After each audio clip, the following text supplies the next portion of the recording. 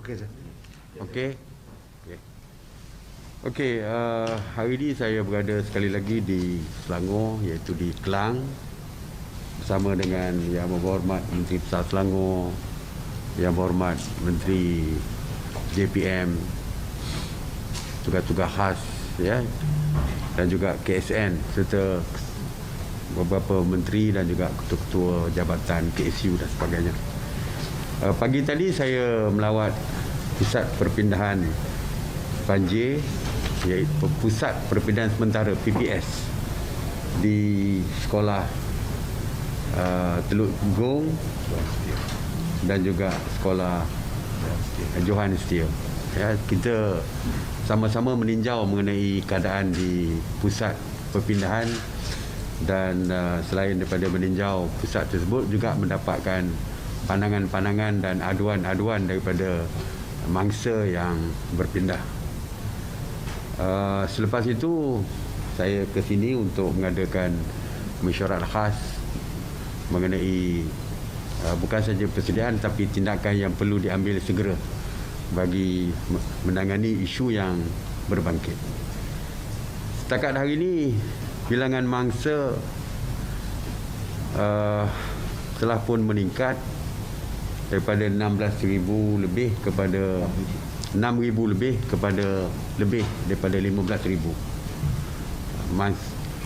yang berada di pusat PPS tadi, Pusat Perpindahan Sementara. Sebab malam tadi perpindahan dilakukan daripada panjang malam sampai pagi pun.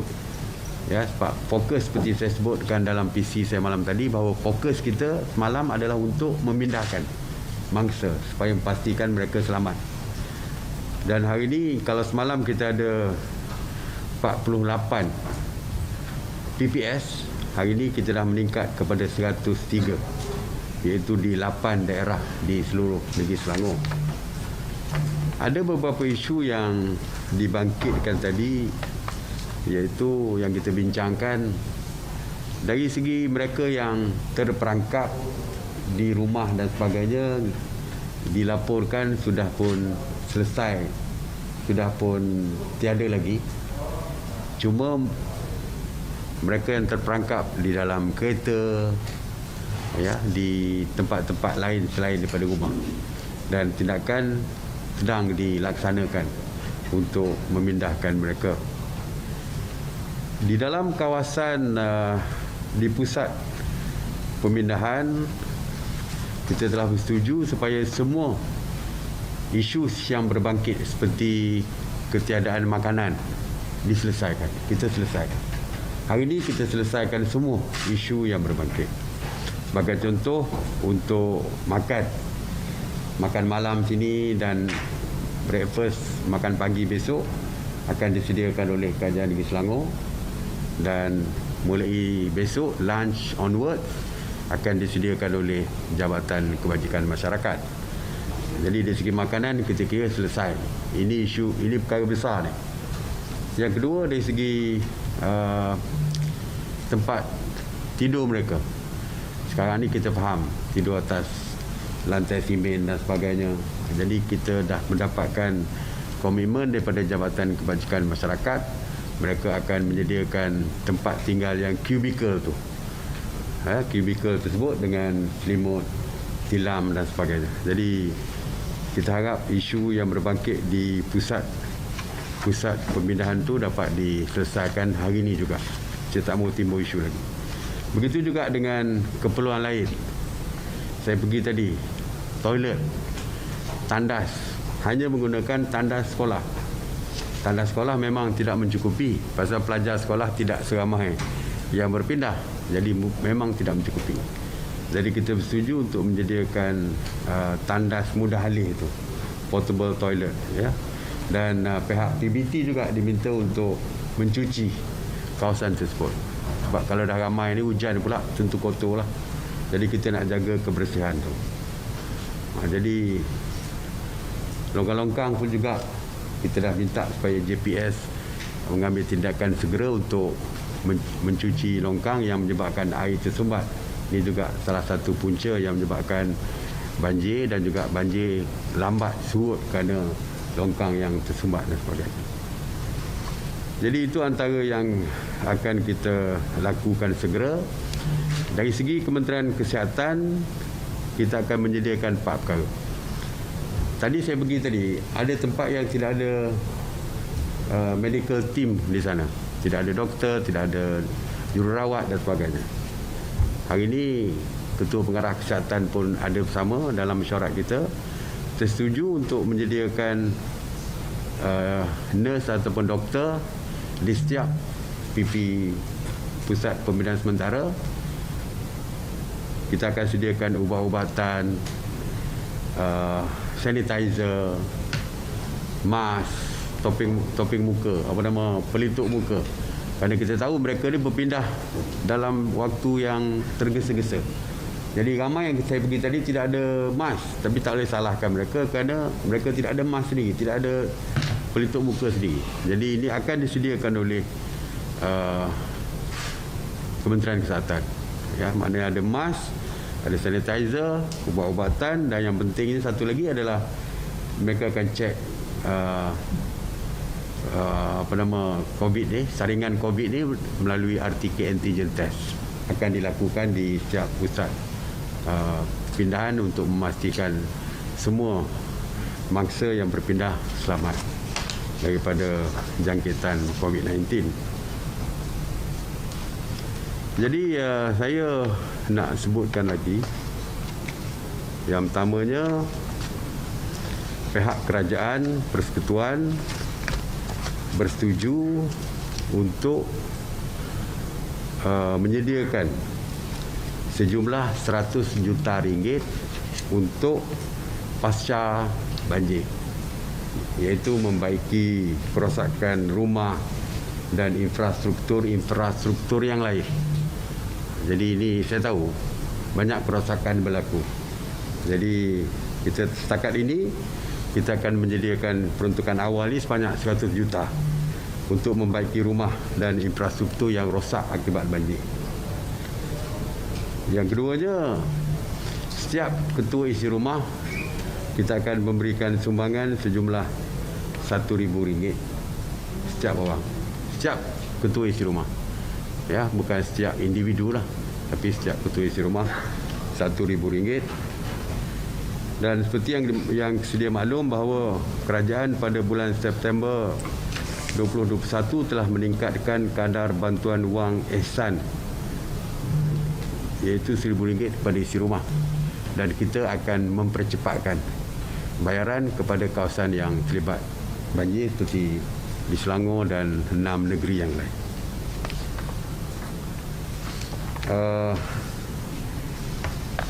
Dalam masa yang sama juga GLIC dan GLC bersetuju untuk menyalurkan sumbangan secara geran padanan dengan pihak kerajaan.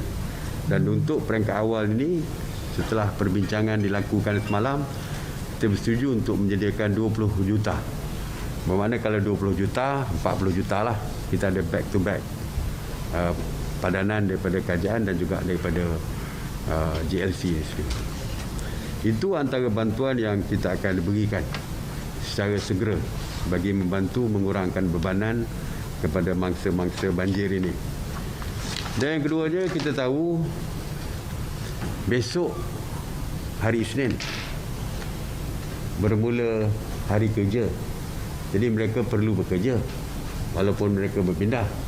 Jadi oleh kerana kita faham tentang kesusahan mereka, jadi kerajaan bersetuju untuk memberikan cuti kecemasan akibat bencana ini kepada kaki tangan awam yang terkesan akibat daripada banjir. Bila mereka masuk bekerja semula, boleh bincang dengan ketua jabatan masing-masing untuk menentukan.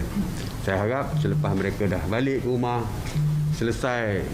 menyelesaikan cuci rumah dan sebagainya, bolehlah bekerja semula. Tapi untuk setakat hari ini, kita bagi cuti pada semua kaki tangan kerajaan.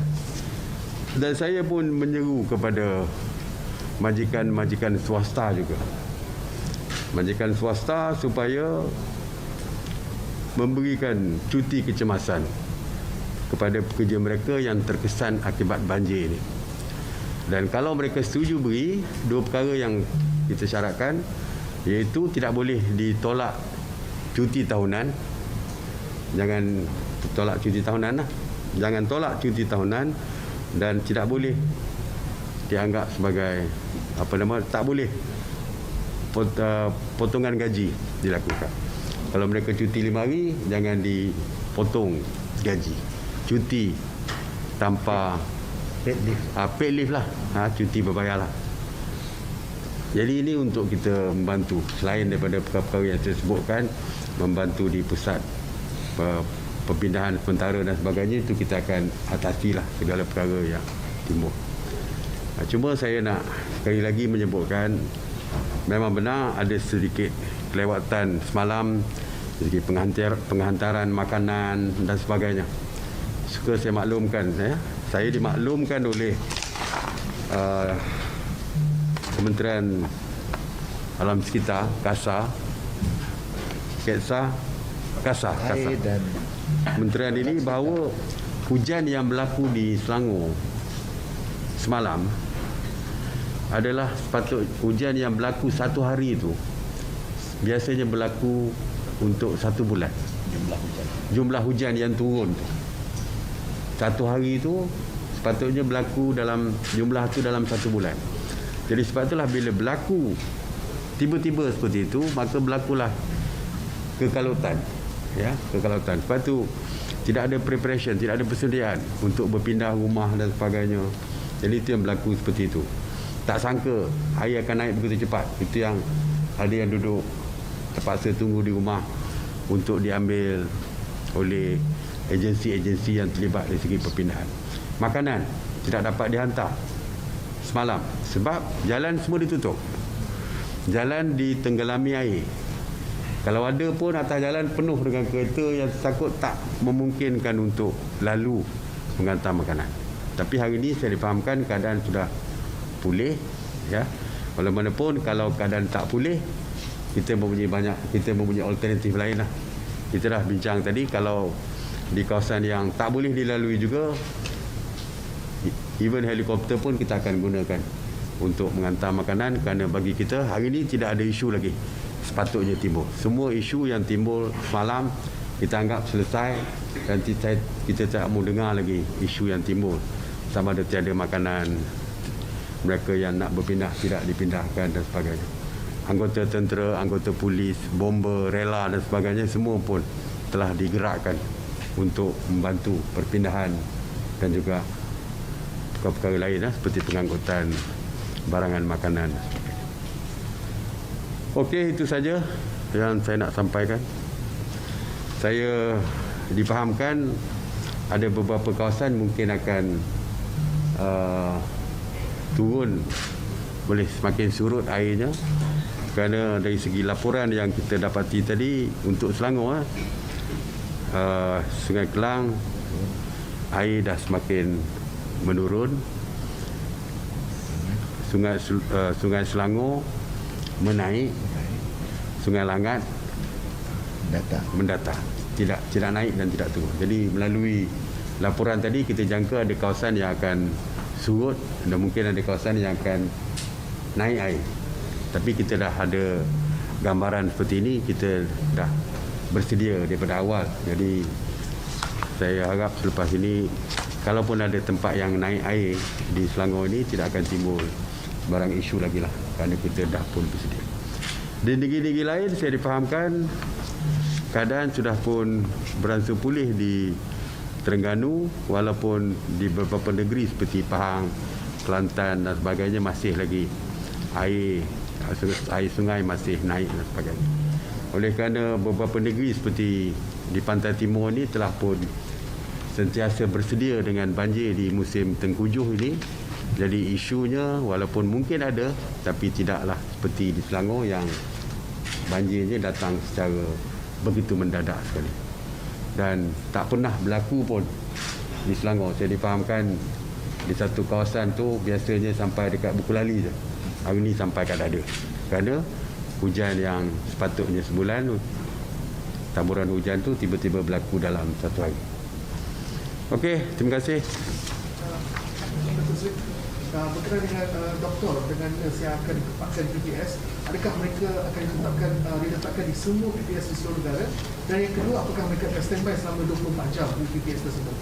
Ini akan ditentukan secara lebih detail lah oleh Kementerian Kesihatan, sama ada mereka nak letak doktor stesen dekat situ, ataupun nak letak nurse stesen dekat situ, atau bila ada kecemasan mereka datang dan sebagainya. Tapi setakat peringkat awal ni mereka perlu ada di situ.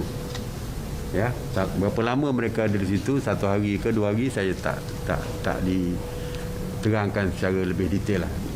Tapi yang pentingnya ada tim kesihatan di pusat-pusat pembinaan, terutamanya pusat pembinaan yang besar. Macam tadi sekolah Teluk Gong tadi berapa, 1,200. Tempat yang besar. Kita tengoklah, Kementerian Kesihatan akan putuskan. Mungkin setengah tempat tu kalau di kampung, di Pahang, mungkin yang pindah tu 50 orang je. Takkan nak letak doktor panjang masa di situ. Di Bera pun tak cukup doktor juga kalau semua duduk kat situ. Jadi ini saya serahkan kepada Kementerian Kesihatan dan Jabatan Kesihatan lah untuk menentukan. Tapi kita nak supaya orang yang sakit mesti dirawat. Itu je prinsip dia. Tapi saya ada satu, adakah dia bila setiap ketua isi rumah akan dapat RM1,000? Dan permohonannya bila boleh?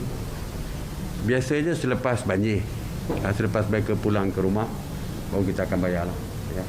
Kita akan dapat detail nama tu daripada macam di Kelang ni, pejabat daerah Kelang. Dia akan senaraikan nama-nama yang berpindah. Akan dibayar. Kita akan segerakan. Kita tak nak lama lah. Mereka balik tu perlukan macam-macam. 1,000 tu mungkin tak cukup. Tapi dia untuk membantu lah. Ya. Beli asas, baju, pakaian dan sebagainya lah. Perangkat asal dia. Saya rasa rumah tenggelam air, semua rosak. Dapur rosak, apa rosak. Kecuali insurans. Kecuali mereka ada insurans tu lain lah. Okey? Pada majikan yang masih berkeras untuk memaksa kerja mereka kita mengesyorkan. Saya dari segi perundangan saya tak pasti. Saya rasa tak ada undang-undang yang boleh memaksa majikan untuk memberikan cuti kepada pekerja. Tapi dari segi kemanusiaan, dan ya, saya minta kalau industri di Selangor, mungkin Yang Berhormat Menteri Besar Selangor boleh panggil industri tersebut atau maklumkan kepada mereka supaya diberi cuti. Sebab kalau duduk di pusat pembinaan banjir, selai sepinggang je dah tinggal, nak pergi bekerja apa benda. Anak kecil pun mungkin ada di situ. Jadi tak adil. Ya, jadi dari segi keadilan lah, maknanya saya minta kepada majikan swasta bagi cuti tanpa pemotongan gaji dan tanpa memotong cuti tahunan kepada pekerja mereka yang terlibat. Walaupun saya akan bincang dengan Menteri Sumber Manusia supaya Menteri Sumber Manusia juga terlibat berbincang dengan pihak majikan. Okey. Berapa lama dan berapa hari cuti kecemasan digunakan, dan adakah mereka tak pada semua pejabat awam dekat negeri juga? Semua pejabat awam. Saya harap yang close servis negeri pun saya minta daripada menteri-menteri besar supaya memberikan cuti yang sama seperti yang diumumkan oleh Kerajaan Persekutuan. Cuma dari segi lama berapa tempoh tu saya kata tadi, dia kena berbincang dengan ketua jawatan mereka lah. Ya, adakah kita pun tak expect balik rumah terus bekerja. Mungkin bagi 1-2 hari pun untuk pembersihan rumah dan sebagainya. Selepas selesai itu barulah mereka diminta bekerja. Walau mana pun bincang dengan ketua jabatan masing-masing. Alright.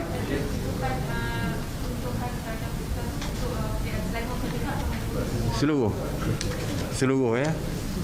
Seluruh Malaysia. Ya, seluruh Malaysia. 100 million for seluruh Malaysia. 100 Malaysia. 100 juta itu seluruh Malaysia. Itu adalah peruntukan awal. Sebab itu saya sebut peruntukan awal. Didapati katakan tak mencukupi 100 juta. InsyaAllah kita akan pertimbang untuk menambah lagi. Ya, alright. Lepas tu saya nak kongsikan yang bantuan RM1,000 dan kemudian kita lipat tu untuk Selangor atau seluruh Malaysia? Seluruh Malaysia. Seluruh Malaysia. Banjir lah yang terkesan banjir. Saya kata tadi yang terkesan banjir. Tak kira lah di Pahang, Kelantan, Terengganu, Melaka, Negeri Sembilan, Selangor. Ya, mungkin Perak kalau ada banjir. Tak kira lah di mana saja asalkan terkesan banjir. Ya. Okey? Terima kasih. Alright, terima kasih. MB dia cakap apa? Tahu. Ya, sure.